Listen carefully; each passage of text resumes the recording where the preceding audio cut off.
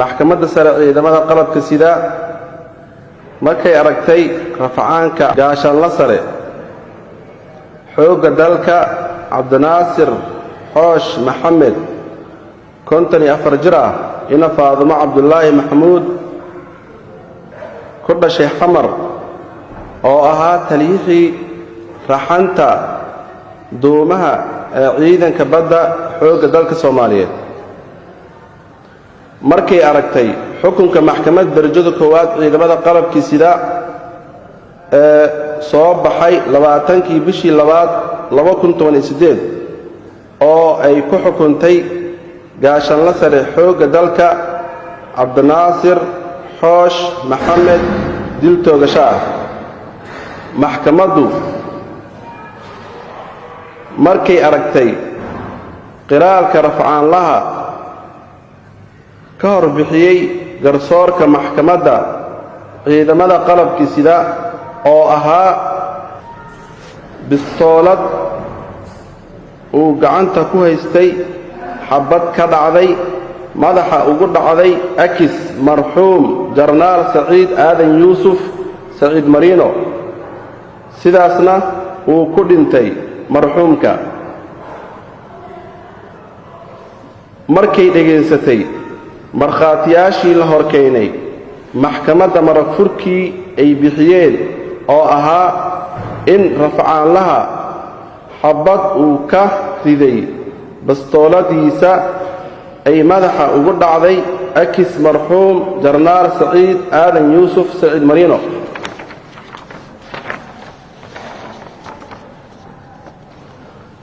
markay dhageysatay doodii dhinacyada xad ilaalinta ciidamada qalabka sida iyo qareenka difaacayay rafcaanlaha maxkamadda sare ciidamada qalabka sida waxa uu cadaatay in akis gaashaanla sare xoogga dalka cabdinaasir xoosh maxamed in uu yahay dembiilo galay dembigii lagu soo oogay maxkamadda sare ciidamada qalabka sida waxay ku raacday xukunkii maxkamadda darajada koowaad ee ciidamada qalabka sida horay ugu xukuntay dembiile gacan ku dhiigle akis gaashaanla sare xoogga dalka cabdinaasir xoosh maxamed uu ahaa dil toogasho ah oo ah qisaastii marxuum jarnaal saciid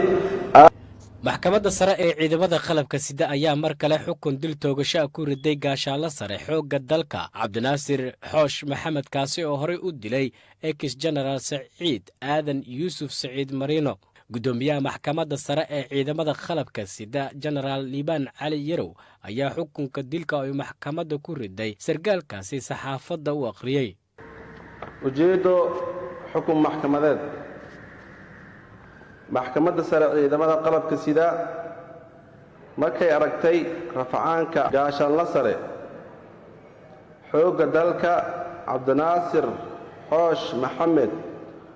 54 jir ah ina faadumo cabdulaahi maxamuud ku dhashay xamar oo ahaa taliyihii raxanta duumaha ee ciidanka badda xoogga dalka Soomaaliyeed markay aragtay xukunka maxkamadda darajada koowaad ciidamada qalabka sida ee soo baxay 20kii bishii 2018 oo ay ku xukuntay gaashaanla sare xoogga dalka cabdinaasir xoosh maxamed dil toogasho ah maxkamaddu markay aragtay qiraalka rafcaanlaha ka hor bixiyay garsoorka maxkamadda ciidamada qalabka sida oo ahaa bistoolad uu gacanta ku haystay xabad ka dhacday madaxa ugu dhacday akis marxuum jarnaal saciid aadan yuusuf saciid mariino sidaasna uu ku dhintay marxuumka markay dhegaysatay markhaatiyaashii la horkeenay maxkamadda marag furkii ay bixiyeen oo ahaa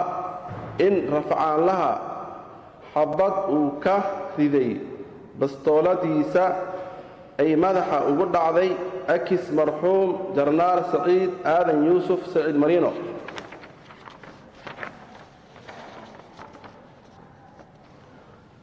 markay dhegaysatay doodii dhinacyada xeer ilaalinta ciidamada qalabka sida iyo qareenka difaacayay rafcaanlaha maxkamadda sare ciidamada qalabka sida waxa uu caddaatay in akis gaashaanle sare xoogga dalka cabdinaasir